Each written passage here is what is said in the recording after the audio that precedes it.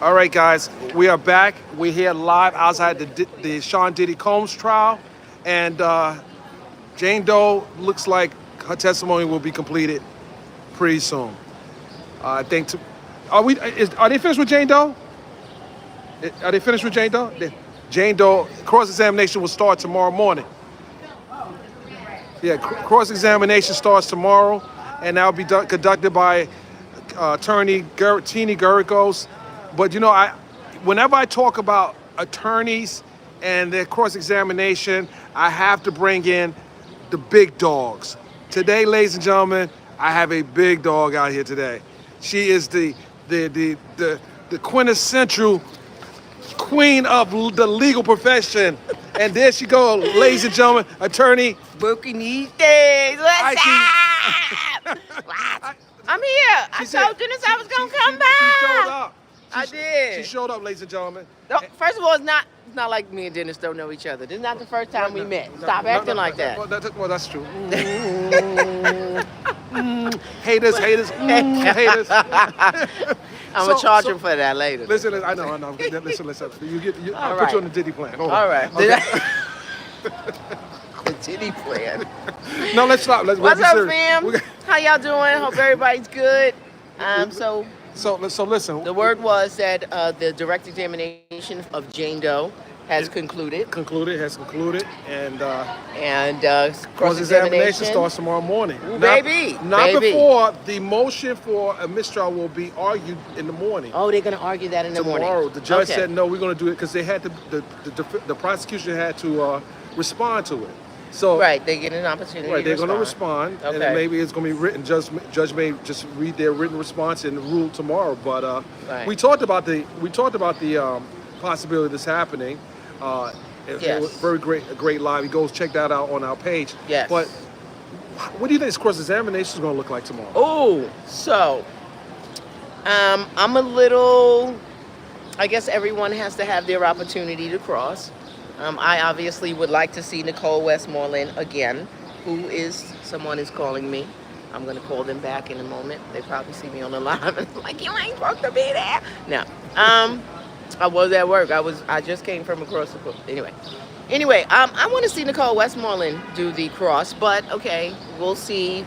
Teddy do the cross. I think, despite the anonymity, we are going to have some cross-examination about what her financials were at that time, because a lot of this coercion, this duress is predicated on the idea that there was a $10,000 either mortgage or rent that Sean Diddy Combs was dangling right in front of her. That was the carrot. Like, I'm going to stop paying that rent if you don't. And that is the basis of the coercion and the duress. Well, if you have other sources of income, meaning that you have another child support, you're getting child support from someone who has substantial income, then you should be receiving substantial child support.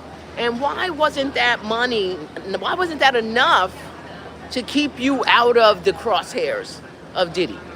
Right? That's one. Two, I'm not selling my soul for nobody for no $10,000 for $10,000.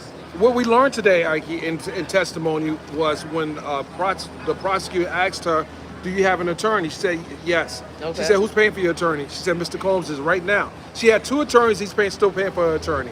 And still paying the rent. It's still paying the rent. What's this all about? She's a kept woman. Why they trying to keep him? That's crazy. How does that work? Well, listen. You don't want to make enemies while you're on trial, right? And keeping the status quo is what is peaceable. I'll put it that way, right? So if you've been paying my rent and the feds want me to come testify against you, you probably should keep paying my rent. Well, he's not getting benefit from what I'm just what saying he's paying for. that the outcome you can't control, but at the very least, you don't want to exacerbate the problem. Okay. Is what I'm saying, right? You don't want to exacerbate the problem. So they probably gonna start canceling those payments shortly, because I don't see she's already testified, so there's no reason for him to continue to pay that. I don't see the point of that at all. And who can compel him to continue paying? No, nobody. Why Right. would he? Why would he be compelled? Right. He has no legal obligations to this person, so he wouldn't be compelled to pay. There was also a text message that was read in court where she's after they had this freak off out of the country, he ghosted her for 2 days, and she sent him a text message essentially asking him to honor the love contract. She wanted to get, she said to drop, can you drop something in the account? She was asking, can you drop something in the account? She kept blowing his phone, you need to drop something in the account. She wanted, those payments were late. And she said, you need to honor this love contract for 2 years. $10,000 times 12 times 2 years is $240,000. What?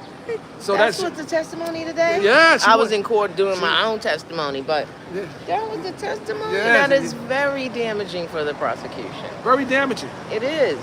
And Because it was that's just like a private agreement that I have with you, and we just decide that, you know what, we're gonna have a little pay for play, right? That we consenting adults, we can do that, right? You gonna come over when I need it, and you gonna give me what I need when I need it. I'm gonna give you what you need when you need it. Come on.